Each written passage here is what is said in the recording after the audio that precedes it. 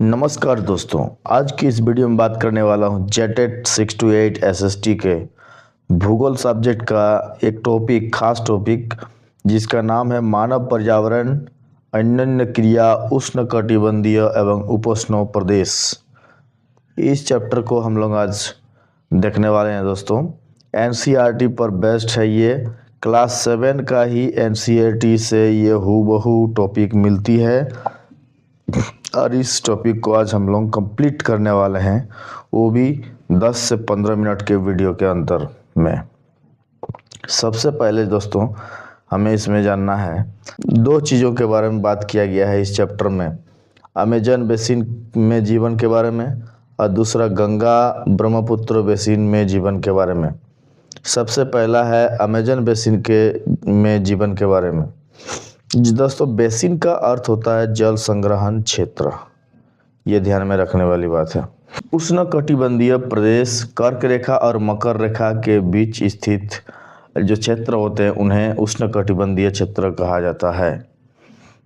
उसके बाद उपोष्ण प्रदेश किसको कहा जाता है, तो उपोष्ण प्रदेश जो है दोस्तों 10 डिग्री उत्तरी अक्षांश से लेकर के 30 डिग्री उत्तरी अक्षांश को उपोष्ण प्रदेश कहा जाता है। आइए बात करते हैं अमेजन बेसिन में जीवन के बारे में। अमेजन नदी दक्षिण अमेरिका में स्थित है। ये भूमध्य रेखीय प्रदेश किसको बोला जाता है, भूमध्य रेखा के उत्तरी 10 डिग्री उत्तर और 10 डिग्री दक्षिण भाग को कहा जाता है भूमध्य रेखा प्रदेश, रेखीय प्रदेश। अमेजन इसी प्रदेश से होकर के बहती है और विश्व की सबसे बड़ा नदी बेसिन है ये अमेजन बेसिन। कहाँ कहाँ पर फैला हुआ है, Brazil, Peru, Bolivia, Ecuador, Colombia, Venezuela. यहाँ का जलवायु अगर देखें तो गर्म एवं नम जलवायु रहती है।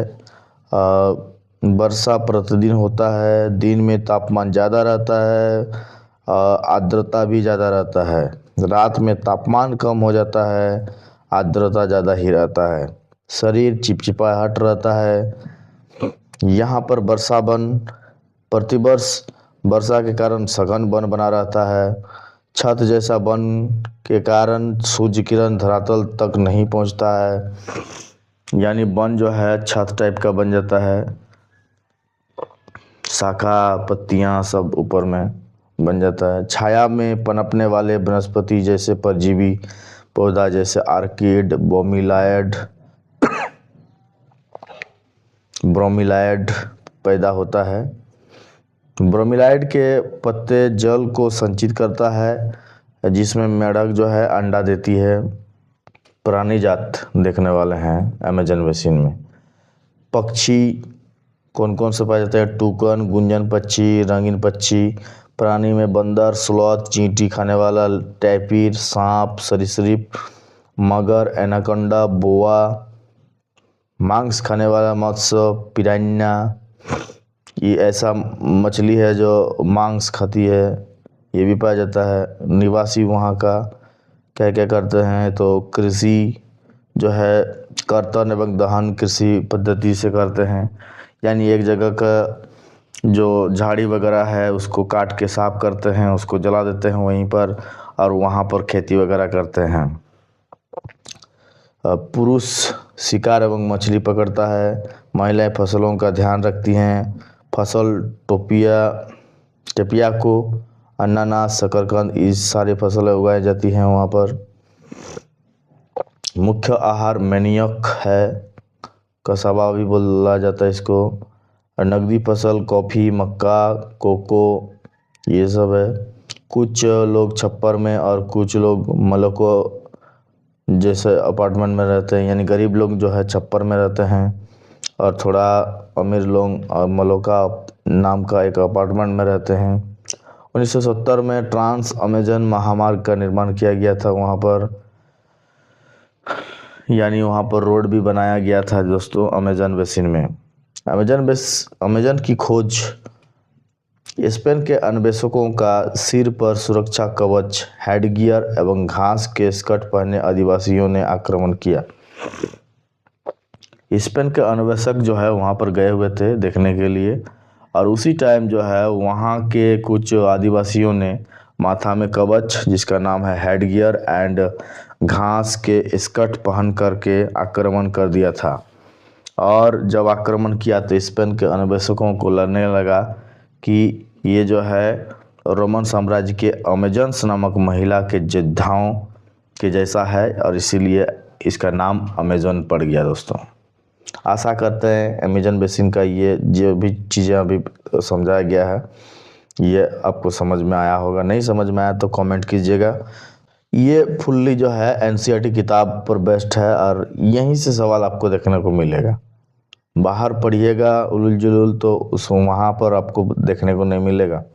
क्वेश्चन यहीं से बनने वाला है, तो आप यकीन मान करके इस पर तैयारी कीजिए। क्योंकि चैप्टर जो है क्लास 7 से ही उठाया गया, क्वेश्चन भी 7 से ही उठाया जाएगा, इस बात को ध्यान में रखिएगा। आइए बात करते हैं गंगा ब्रह्मपुत्र बेसिन में जीवन, इस पर हम लोग बात करते हैं। तो गंगा जो है उपोष्ण प्रदेश में आता है। उपोष्ण प्रदेश जैसे कि हमने पहले बताया भूमध्य प्रदेश के 10 डिग्री उत्तर और 30 डिग्री उत्तरी अक्षांश के मध्य स्थित है। यहाँ पर जो है गंगा का सहायक नदी और ब्रह्मपुत्र के सहायक नदियों द्वारा निर्मित जो बेसिन है उसी को हम लोग क्या बोलते हैं, गंगा ब्रह्मपुत्र बेसिन। यहाँ पर्वत पाए जाते हैं, हिमालय के गिरिपाद पाए जाते हैं, सुंदरबन डेल्टा पाया जाता है। जलवायु मानसूनी होता है, मध्य जून से मध्य सितंबर के बीच वर्षा होता है। ग्रीष्म ऋतु में गर्मी एवं शीत ऋतु में ठंडा होता है।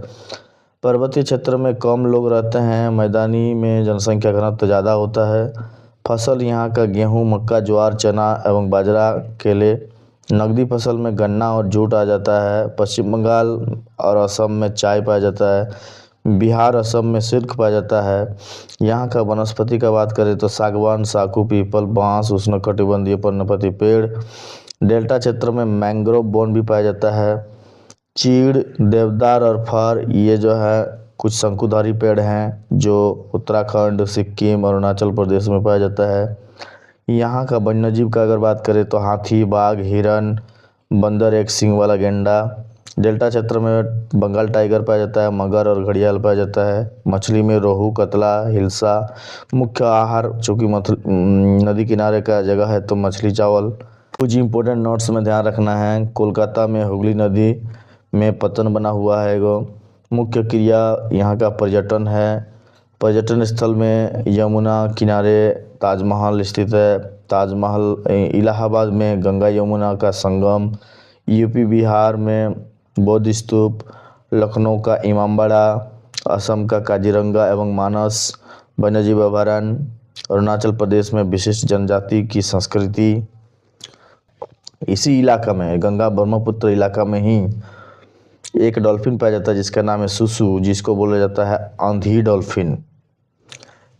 ये जो है जल की शुद्धता का पता लगाया जाता है इससे।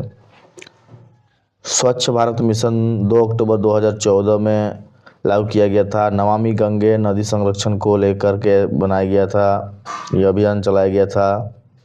नमामि गंगे नदी संरक्षण को लेकर के अभियान चलाया गया था। ब्रह्मपुत्र नदी को असम में ब्रह्मपुत्र कहा जाता है, चीन में सांगपो कहा जाता है, अरुणाचल प्रदेश में दिहांग या सियांग कहा जाता है, बांग्लादेश में जमुना कहा जाता है, गंगा को पद्मा कहा जाता है। इसके अलावा गंगा ब्रह्मपुत्र बेसिन में जो शहर हैं वो कौन कौन से हैं? इलाहाबाद, कानपुर, वाराणसी, लखनऊ, पटना, कोलकाता। आशा करते हैं आप लोगों को ये पूरा चैप्टर समझ में आ गया होगा। इससे बाहर एक भी चीज़ पढ़ने का ज़रूरत नहीं है दोस्तों, इसको पढ़ करके जाइए। इस चैप्टर से फुल मार्क्स अगर कहीं से भी पूछेगा तो यहीं से ही मिलेगा। तो आशा करते हैं आप लोगों को पूरी समझ में आई होगी। नहीं समझ में आया कमेंट कीजिए, जो भी प्रॉब्लम होगा। PDF चाहिए फिर भी कमेंट कीजिए, फ्री में PDF भी मिल जाएगा। और इसी प्रकार से और वीडियो पाने के लिए हमारे चैनल के साथ जुड़े रहें। धन्यवाद। जोहार।